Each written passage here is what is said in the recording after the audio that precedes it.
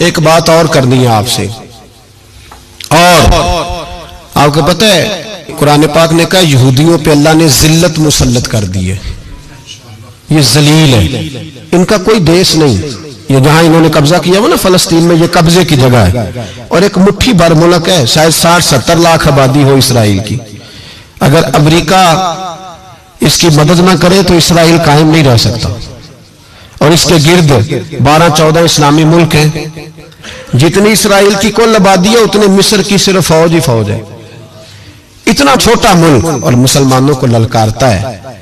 مجبوری یہ ہے کہ ہم جب امریکہ کے بارے میں بات کرتے تھے تو لوگ کہتے تھے مولانا وہ جو آپ کی گاڑی کا ٹائر پنکچر ہوا ہے وہ بھی امریکہ نے کرایا ہے، مذاق کرتے تھے۔ مجھے کچھ لوگ پچھلے دنوں کہنے لگے صاحب جی آپ ایسے ہی باتیں کرتے ہیں، امریکہ کا تو ہم سے پیار ہے، تو میں نے کہا بالکل ہے، اس طرح کا جس طرح کا بکرے کا کسائی کے ساتھ ہوتا ہے اور کسائی کا بکرے کے ساتھ ہوتا ہے، اسے چارہ بھی دیتا ہے، پانی بھی دیتا ہے، تعاون بھی کرتا ہے، لیکن جب وقت آتا ہے تو چھری بھی پھیرتا ہے۔ یہی پیار امریکہ کا آپ کے ساتھ، وہ زلزلوں پہ تعاون بھی کرتے ہیں اور جب وقت آتا ہے تو چھری بھی پھیرتے ہیں۔ بیت المقدس مسجد اقصی معمولی جگہ نہیں، حضور نے فرمایا 3 سفر کرو تو سمجھنا ہم عبادت کر رہے ہیں۔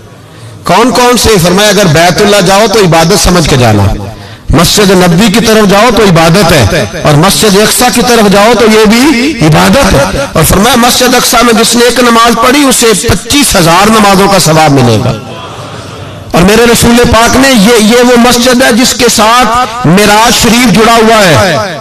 قرآن پاک نے کہا کہ اس مسجد میں سبحان اللہ اسریٰ بعبدہ لیلا من المسجد الحرام الی المسجد الاقصی، مسلمانوں قرآن کہتا ہے کہ تمہارے معراج کی شان رسول پاک کی مسجد اقصی سے جڑی ہے۔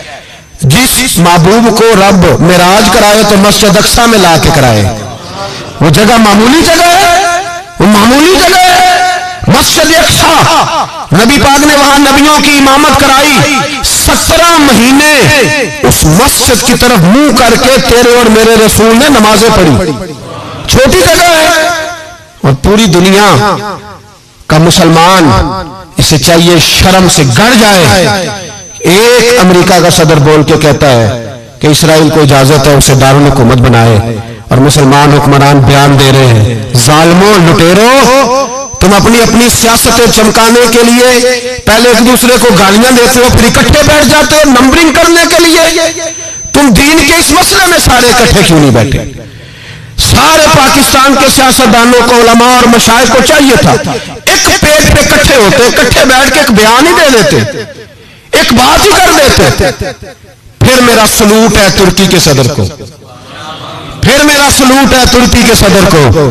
اس نے بہت عرصہ پہلے کہا تھا مسجد اقصی میری خواب میں آئی تھی اور رو کے کہتی تھی آئے مجھے کوئی صلاح الدین ایوبی کا ماننے والا، کوئی آئے مجھے بچائے، کہتے میری خواب میں آئی تھی اور روتی تھی، کہتی تھی کوئی آئے۔ اور ایک شاعر نے کہا ہے مسجد اقصی نبی پاک کو بھی بلاتی ہے، کہتی ہے ایک بار پھر طیبہ فلسطین میں آ راستہ دیکھتی ہے، پھر مسجد اقصی تیرا ایک بار پھر سے طیبہ سے فلسطین میں آ راستہ دیکھتی ہے، پھر مسجد اقصی تیرا۔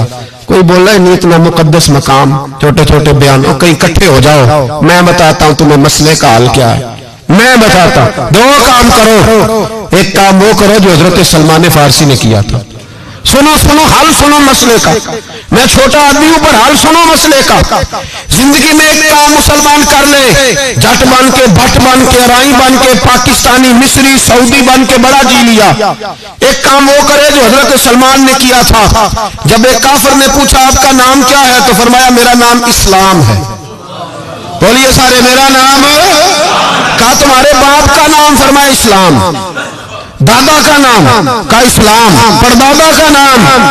بازو تیرا توحید کی قوت سے قوی ہے، اسلام تیرا دیش ہے تو مصطفی ہے۔ ایک کام وہ کرو جو حضرت سلمان نے کیا تھا۔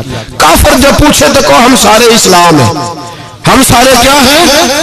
ہم پہلے مسلمان ہیں، باقی بعد میں کچھ اور چیز۔ دوسرا کام وہ کرو جو حضرت امیر معاویہ نے کیا تھا۔ سن لو یہ حال ہے اس مسئلے کا، سنو۔ حضرت مولا علی شیر خدا رضی اللہ تعالیٰ عنہ اور جناب امیر معاویہ کی جنگ ہو رہی تھی، لڑائیاں ہو رہی تھی، اختلافات تھے، فوجیں بیٹھی تھی۔ حضرت مولا علی اور جناب امیر معاویہ کی جنگ ہو رہی تھی، تو روم کے بادشاہ نے، عیسائی بادشاہ نے حضرت علی کو خط لکھا کہ میں تیرے اوپر حملہ کرنے والا ہوں. خط لکھا نا حضرت علی کو، تو جواب حضرت امیر معاویہ نے دیا. چاہیے تھا نا مولا علی جواب دیتے، حضرت امیر معاویہ بولے اور بول کے کہنے لگے، اور روم کے کتے، ہم گھر میں جتنا مرضی لڑے، یہ نہ سمجھنا تو علی پہ حملہ کرے گا تو میں تماشا دیکھوں گا. فرمایا تو علی پہ حملہ کر تو صحیح، علی سپہ سالار ہوگا اور امیر معاویہ اس کا سپاہی ہوگا. گھر میں جتنا مرضی لڑے پر رسول اللہ کے نام پہ ہم اکٹھے ہو جایا کرتے.